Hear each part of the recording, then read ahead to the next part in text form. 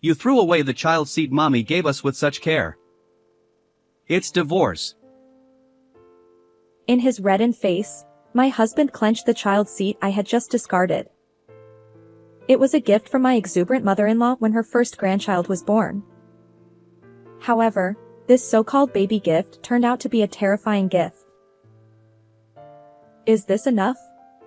I asked, holding up the child seat and revealing something. The next moment, my husband turned pale and trembled. I, 28-year-old Amanda Jones, lived with my same-age husband, Tom. Drawn to his gentle and calm demeanor, we married. We rarely argued and enjoyed blissful days together. To our delight, after 3 years of marriage, a new family member finally grew inside my belly. I can't wait to meet this child. As he caressed my expanding belly, his cheeks flushed with joy. I was confident that with him, we could build our ideal family. Yet, I had one worry about our married life. Tonight's dinner looks delicious. Did you fillet this fish? Thank you. But it was already pre-cut. Buying a whole fish and processing it is quite challenging. Huh?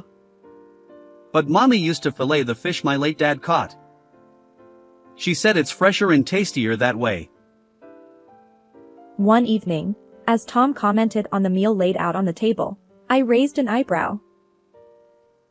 My concern was Tom's mindset. Although he had no other flaws I noticed before we got married, he turned out to be a classic mama's boy. He'd often bring up his mother, saying her cooking had more substance or their home was tidier. I was initially surprised. I felt it was inappropriate to compare me to his mother, so I would gently remind him each time. I'm not your mom, it's rude to compare. Yet, even after 3 years, he didn't fully grasp why this behavior was problematic. It seemed he genuinely didn't understand what was wrong. Sorry. I just remembered the past. He must have sensed the shift in the atmosphere. As Tom hurriedly apologized and began eating, I sighed softly. Compared to when we first got married, my husband has improved somewhat, but he still makes these kinds of remarks unexpectedly. To make matters worse, my mother-in-law adores her precious son. And she doesn't seem to care for me, the one who stole Tom from her. Hello. Amanda. I received something nice. So I'll give it to you. One day, my mother-in-law Sylvia suddenly visited our home and handed me a well-packaged box of lobster. With an insinuating smile, she held it out, and I shook my head, feeling frustrated. I'm sorry. I've mentioned this before, but I can't eat lobster. Oh. But I brought it all this way. You don't have to refuse. How rude. Amanda has a shellfish allergy. Mommy, you're still forgetful. Unaware of Sylvia's feigned sadness, my husband patted her shoulder with a smile. Then Sylvia looked back at him, in high spirits. Is that so? Oh dear. Amanda. I apologize. Shall we enjoy this together, Tom and Mommy? Despite her cheerful tone, Sylvia shot me a wicked grin. Before this incident, she'd intentionally brought me crabs I couldn't eat or criticized my lacework, claiming it lacked taste. She'd been subtly harassing me since the beginning of our marriage. And because she did it behind my husband's back, even when I tried to explain to Tom, he defended her. Honestly, Mommy doesn't mean any harm. I sighed yet again, watching Sylvia and Tom chat happily. Fortunately, we lived a bit apart, so her visits were rare, and I could still tolerate it. However, everything changed after I gave birth. Oh my. Such an adorable child. Looks just like Tom. A few days after delivering a healthy baby boy, Sylvia visited the hospital with a sparkling expression. Clearly, the existence of her first grandchild thrilled her. Despite never offering me a word of sympathy, she visited the hospital daily, bubbling with excitement. I want to choose a name for this child. I've come up with several options. As she pulled out a notebook and began enthusiastically discussing names, I felt thoroughly exasperated. Meanwhile, my husband, naturally, welcomed her with joy rather than caution. Thanks to this, even after leaving the hospital, she continued visiting our home almost every day, eager to see her grandchild's face. Liam. You know. There must have been a better name. But we put a lot of effort into choosing a name. Sigh. Well, at least the fact that this child doesn't resemble you is a relief. It seemed she was dissatisfied that her suggested name hadn't been accepted. No matter how much I explained that Tom and I had already decided beforehand, she remained unconvinced and grew to dislike me even more.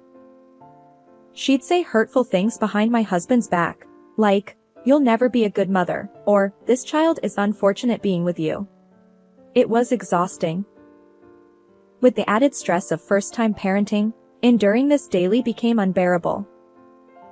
And despite my struggles, Tom would happily share stories about his mother, which only fueled my frustration. Building a happy family like this is impossible, I thought. Determined to find a solution, I decided to take action. But just then, a decisive event unfolded. It was a weekday afternoon, and I was at home with Liam when my mother-in-law, Sylvia, paid her usual visit. She handed me a large box, which, from the photo on it, appeared to be a child's seat. This is a belated baby gift for Liam. Please use it. We wouldn't want anything to happen to dear Liam, would we? Well, I have some errands to run today, so I'll take my leave here. Uncharacteristically, she promptly left after I accepted the gift. While I appreciated the gesture, past experiences left me suspicious. Could she be up to something? As I examined the box more closely, I noticed unmistakable signs of prior opening. Wait. This has been opened once. With the growing conviction that something was amiss, I carefully opened the box and retrieved the child's seat. At first glance, it appeared unremarkable, but I decided to double-check by unzipping the cover. What I saw left me utterly shocked, and I couldn't help but cry out, "What on earth is this?" Without hesitation, I scooped up Liam and headed for the garbage disposal area. My purpose was clear: to discard this child's seat. Now I can finally breathe, I thought as I left the box at the trash site. But just as I was about to contact Tom to explain the situation, my phone in hand, he burst onto the scene. Hey! What are you doing? Mommy gave us that child seat. Startled, I turned to see my husband rushing toward me. Apparently, he'd finished work early and caught me in the act. He continued, bewildered. I received an email from Mommy saying it was a baby gift. His gaze shifted between the child's seat and me, as if unable to believe what he was witnessing. I'm sure in his eyes, I appeared to be a terrible wife who discarded the baby gift we had just received. My husband's face turned bright red, and after a few seconds of silence, he finally shouted. You threw away the child seat Mommy gave us. It's divorce. I stared at him, then retrieved the child's seat from the box. Is this enough? I asked, forcefully opening the cover to reveal its contents. Tom gasped and turned pale, trembling visibly. I've said it many times, but your mom has been unkind to me. Facing his fear, I seized the opportunity and played a video on my phone. It showcased Sylvia's various acts of harassment, things Tom was unaware of. In truth, her behavior had been so terrible that I secretly recorded her when Tom wasn't around, intending to explain it all to him. Even after seeing this, if you still side with Mommy, I'm afraid I'll have to consider divorce, I said calmly.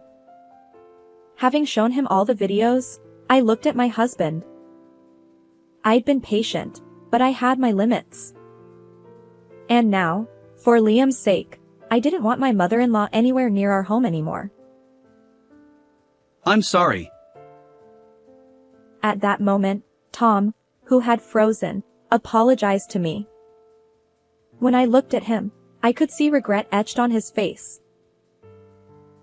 I can't believe she did something like this. No matter that she is my mom, some things are unforgivable. I truly apologize for everything.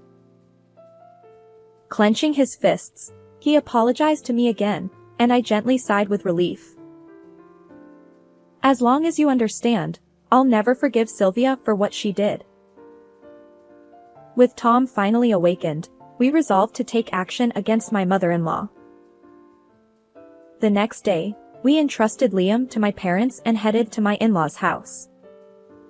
Tom entered the living room, carrying a large box in both hands, and his slightly more dignified expression put me at ease. I had wondered how things would turn out, but despite his strong attachment to his mother, he chose to stand by my side. There was nothing more reassuring. Sylvia greeted us. Welcome. It's unusual for you to have an errand suddenly. Tom chimed in. Yeah. We wanted to thank you for the child seat. Remember how you wanted a new vacuum cleaner recently? Sylvia's eyes widened in surprise. Really? You bought it for me? How wonderful. As she eagerly tore open the wrapping paper, Tom and I exchanged glances. We visited my in-laws' house with a clear purpose: to deliver retribution. After all, given the way my mother-in-law had treated us, there was no way we would give her a gift. As soon as she opened the box, her scream echoed through the living room. And no wonder. It wasn't a vacuum cleaner inside. It was the child seat she had given us the day before, covered in a multitude of maggots. What kind of sick joke is this? She exclaimed. I confronted her as she frantically closed the box. Of course, neither my husband nor I had orchestrated this. When I checked the gift, the maggots were already swarming beneath the cover. In other words, these maggots were her intended gift to us. We initially considered discarding it, but then we thought we'd replace the box and return it to you with the zipper open. How does that feel? My mother-in-law exclaimed, her voice shrill. But she had the audacity to plead innocence, shaking her head. Her gaze shifted toward Tom, seeking his help. However, Tom was no longer the son she remembered. He had changed. Such excuses won't work, he said quietly, staring her down. Clearly caught off guard, she opened her mouth in shock. Taking a deep breath, Tom continued. I visited the fishing supply store where Dad used to go. The manager confirmed that you had purchased a large quantity of maggots. Perhaps she never expected her beloved son to turn against her. Wide-eyed, she seemed on the verge of saying something, but Tom's stern expression silenced her. And, as if to drive the point home, Tom glared down at her. Tell the truth, he demanded. Stiffening, my mother-in-law eventually slumped, defeated. But Liam is so adorable. She stammered. It seemed her love for her grandchild had grown to the point where she wanted to see him every day, even raise him herself. So, without my noticing, she decided to send us a child seat infested with maggots. Even so, why would you endanger Liam like that? What if he got seriously ill? I retorted. Before using the child seat, when the maggots multiplied inside, I planned to pretend I discovered it. According to her, my management was sloppy, and she couldn't entrust me with this responsibility. She even intended to use this as a reason to take custody of my son. Unbelievably, she intended to steal Liam away from me by sabotaging the child's seat. Unbelievable. How could such a plan ever work? I shuddered at my self-centered mother-in-law's thoughts. It seemed she was willing to endanger her grandchild if it meant getting her way. I had no intention of dealing with such a dangerous person, and certainly, Liam would not be meeting her. Enough. I don't want to see your face anymore. Don't ever come near our family again. Unable to bear it any longer, I stood up, and she stared at me, wide-eyed. You mean you won't let me see my grandchild? Suddenly, her face turned pale, and she clung to us as we tried to leave. This was just a momentary lapse. I apologize. Please forgive me. Tom, surely you understand Mommy's feelings, right? Realizing she wouldn't see Liam, she suddenly turned to tears. But Tom, with unwavering eyes, said, I've seen through it all. Your harassment of Amanda was terrible. Now, what matters is our child and my wife. He had changed, and he brushed her aside. This is absurd. You're abandoning me? She wailed, trying to cling to me. I pushed her away too. You brought this upon yourself. Reflect on your actions. Without looking back at her, Tom and I left her house. Since then, Tom hasn't uttered the word mommy. It seems he has completely cut ties with his mother, even deleting her contact information. I'm sorry I didn't notice before. From now on, I'll definitely make both of you happy. He apologized sincerely, acknowledging that he hadn't noticed her behavior before. Tom now actively helps with household chores and parenting, determined to make us happy. Meanwhile, my mother-in-law couldn't let go. She continued visiting our home, pounding on the door and shouting. Let me see my grandchild. But Tom didn't hesitate. He reported her to the police. After explaining the situation, a restraining order was issued against her. As a precaution, we moved, severing all ties with her. Tom, who has grown even more dear to me, and our adorable Liam, we're determined to build happiness together. How did you find this story? Don't forget to subscribe to our channel. Until next time.